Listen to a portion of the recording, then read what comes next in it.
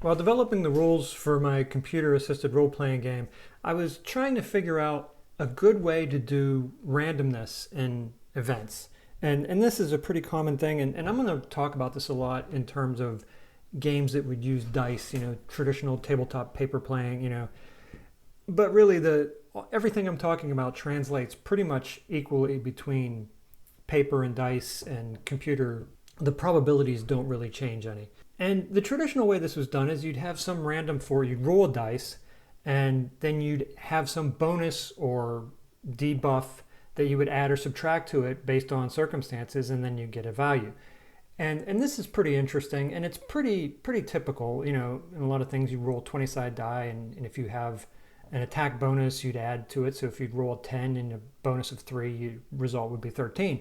The problem with this is it's not a good, in my opinion, it's a really bad way of doing things. And this kind of goes back to the idea that what people perceive as random and what actual random is are not the same thing. And with a die, you get actual randomness. Is any roll you have, a completely random chance of getting any number with no relation to any previous roll. And this comes up to the point where people say, well, if I'm rolling a 20-sided die and I have to beat a 10, I should beat it every other time, which is not how real random works at all. And there's a lot of people who have discussed this because it's a big problem, especially in video games. With paper top, I'm sure people have seen this where you decide, well, this is a cursed die or a bad die, or this one's a hot die because I keep rolling good numbers, and these aren't reality. These are weird superstitions that people apply to the dice just because they don't understand how true random works. One of the things is you're trying to overcome that, and adding something to it doesn't really overcome that because, even if you've got like a +5 on a 20-sided die, a +5 is pretty significant. And you could still roll a 1 and you've only got a 6, and it's not a good roll. It's way below average. But there's even a bigger problem with it, and one of the things is I decided I wanted to have opposed rolls for pretty much every activity. So you take an attack activity into account, is the attacker would roll a die, and then you'd add your bonus to it for attacking, and then your defender would roll a die and add their defense bonus to it. If I have a attack bonus of +2 and I rolled an 11, I would have a 13, and if he had an attack bonus of +3 and he rolled a 15, then he'd have 18 and he would have successfully defended. But this is where you get even more problems. The first problem is it doesn't, aside from the fact that it doesn't feel fair because the distribution is still completely random. And what I mean by that is it's not really changing the odds of getting a particular number. It's just taking those numbers and pushing them one way or the other, either to better or to worse, but the distribution is still completely random. We're not doing anything to improve your odds of getting a high number or getting a low number if you're badly debuffed. But the bigger problem is you get into scenarios where it's impossible to succeed. So if let's say I've been badly debuffed by a spell or something, so I have a -10 to my attack, and my opponent is well armored, so he has a +10 to his, defense. Even if I roll a 20, I'm still getting a 10 as my total result. And even if he rolls a 1, he's got an 11, so it's actually impossible for me to succeed at an attack. Now, of course, anybody who's played knows that there's exceptions to get around this problem. Is, a natural 1 always fails no matter what the bonus is, and a natural 20 always succeeds no matter what the score is. But that feels like a cheesy hack around to try to make a system work that isn't working. But even more so, it still doesn't work all the time, because with opposed rolls, what if both players roll a 20? Well, then the attacker is guaranteed to succeed in the attack, and the defender is guaranteed to succeed in the defense. So how do you resolve that? And I'm sure there's system probably you just re-roll, but again, it feels half-baked. It feels like you're trying to tack on a bunch of extra rules to make. It's like, why keep trying to fix a broken rule? Why not go back and come up with a rule that actually works? So somewhere in my role-playing past, I encountered a system where bonuses, instead of adding to your roll, added to the number of dice you roll. And I can't remember where this was, but I picked up on this idea because the math and the statistical distribution of what was happening felt a lot fairer. If you take, I have a +3 to attack, so instead of rolling 1 die, I roll 4 die. my basic attack die plus 3 additional die. And this system has been implemented in different ways, but the way I like best is you roll the 4 die and then you just take the best of that, and that's your attack roll. And this has a lot of beautiful kind of things. It just, first of all, it guarantees that it's always possible to succeed, it's always possible to fail, because the distribution of numbers never changes. The die I use start at 0 and go to 99, so they're 100-sided die with the low of 0 and a highest of 99. So even if the defender, no matter how many bonuses the defender has, it's still impossible for him to roll higher than a 99. And no matter how many bonuses either character has, that the highest value is still 99. The lowest value possible is still 0, no matter how many debuffs the character has, which means the range that these two characters are fighting over always overlaps. So it's always possible to succeed for either side, no matter how much of a disadvantage they're at. And conversely, it's always possible to fail no matter how much of an advantage they're at. And I think this is much more interesting and fun, because I feel like it gives kind of the game this sense of, oh, I'm badly debuffed and he's way out of my class, but I can still, if I get the right odds, I can still succeed. You're never in a situation where you can't succeed. And I like that. I think that makes games more fun. I implemented this in the game and I'm pretty happy with how it works. But I got more and more curious as to what the actual statistical distribution was for these dice. How much difference did, a +1 being able to roll 2 die instead of 1, how much difference did that make? How much difference did 3 versus 1 make? That sort of thing. And this is where I got into, I figured, well, somebody else has done this. I mean, there's a lot of people out there playing games and they love to understand the statistical distributions.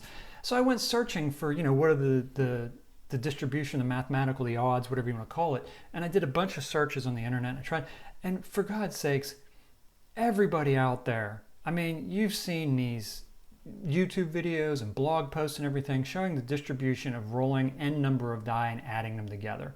We've all seen it. We all know it's a bell curve and it gets taller the more dice there are. I mean, it's been done to death. Why do people feel the need to repeat an explanation of something that's already been explained 1,000 times?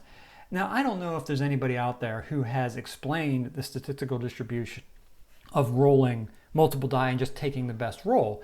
But if there is, the number of people explaining rolling a bunch of die and adding them up is so high that it's polluted the search results to where I couldn't find it. So I went through and I did my own numbers. And in the end, that's kind of what this is about. And it's a very interesting thing. I came up with a simple graph, like anybody would, showing the chance of rolling any particular number based on how many dies you have. So if you look at the graph, we start out with the blue line, which is your single die. And this is exactly what you would expect. It's true random. For every number on the die, you have a 1 in 100 chance of rolling it anytime you roll. And that's, exactly what we'd expect. No surprises there. What gets interesting is as soon as you add 2 die, that's the red line in the chart, we end up with a line still, but it's sloped. One thing that's important to notice is that the chance of rolling a 0 with 2 die looks like it's 0. But it's not. It's just a matter of, the chart is scaled such that you can't really see. There's still a 1 in 10,000 chance of rolling a 0. And the point is no matter how many die you roll, there's still some chance of rolling a 0. It gets really small, but there's still a chance. And I think that's really interesting. You can see how quickly that chance drops to such a tiny chance, and that's interesting. But again, back to the red line is when you roll 2 dice. And the interesting thing is it's a line. And, at the end, at one end, you have a very low 1 in 10,000 chance of rolling a 0. And at the other end, you have a 2 in 100 or 1 in 50 chance of rolling a 99. And that's not really surprising. What's interesting to me is we get to the yellow line, that's rolling 3 dice. We no longer have a line anymore. Now we have a curve. And of course, the curve has not only, it's decreased the chance of rolling a 0 even lower. Now it's 1 in like a million. But it's also significantly reduced the chances of rolling values, basically anything below a 10. And again, these rolls are still possible, but it's also increased the chance of rolling higher numbers significantly. We now have a 3 or about a 1 in 30 chance of rolling a 99. And we get over to the green line, which is now 4 dice, and we now have a 4 in 100 chance, or about a 1 in 20 chance of rolling a 99. And down here we get to the point where anything below the 15 or 16 or so is extremely unlikely, but again, still possible. Every one of the values on this chart is still possible. Again, I think it's really interesting to see these distributions, and one of the things that kind of came to mind for me is bonuses beyond maybe 4 or 5. They just stop being useful after a while. Once you get up, I mean, you think about it, and one of the things I was thinking is, well, this is all fine for a computer game. A computer game can roll 15 die very easily, and it's not like it's going to slow the game down or really be a burden. Whereas if you had a plus 15 on a tabletop game, well, geez, that would, who's going to roll 15 die? Which my first reaction is well, the people I know who play seriously have a lot of die. Pulling out 15 die would not be a burden to them. They probably have a whole box of die. But on the flip side, it's not even that bad because you really don't need bonuses. You could put a cap that the maximum bonus is 5 or 6, and rolling 5 or 6 die is hardly a burden in a game. I mean, games frequently have you rolling that many die to get your damage. So I think it's interesting that not only does this distribution work well as bonuses and debuffs, and of course the debuff, if you just take the chart and mirror it around, you would get, the odds of rolling a 0 go up significantly while the odds of rolling higher numbers go down. So you could actually have debuffs. And the way a debuff works is you roll multiple die and you take the lowest of the rolls. And of course that's pretty terrible. As a player, you don't ever want to be in that situation. With rolling multiple die and adding them up, there's other problems. One is that it moves the range of numbers. So if I, as a player, have a bonus of 4, so I'm rolling 4 die, and the person I'm attacking has a bonus of nothing, so they're only rolling 1 die, well, my values are going to be significantly higher. My minimum value is 4. So I mean, their minimum value is 1. It just makes it unfair. Even if you roll multiple die and add them up, that normalizes your result. That makes the likelihood of your result of being more towards the middle. And that's pretty boring. If I get bonuses, I want those bonuses to make the likelihood of my result push towards the high end. Or if I have debuffs, I mean, I don't want to have debuffs, but I would expect the odds to push it towards. And rolling multiple die just makes it more likely that you're going to be somewhere in the middle. So I like this system also because it pushes the likelihood of your values in the direction that you would expect them to go, instead of just taking a bell curve and moving it left or right with pluses or minuses. It's actually shifting the likelihoods of your results.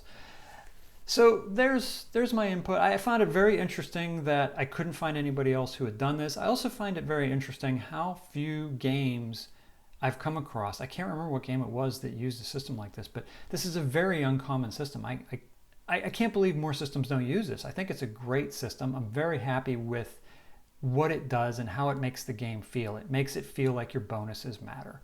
And that's what it's all about in the end, is you want, if you're going to go to the trouble to get an attack bonus by paying for a better weapon or taking a skill or whatever, you want those bonuses to matter. And this, I think, does a better job of any other system I know of both incorporating randomness into the system, but also biasing that randomness based on, what bonuses or disadvantages the particular character has.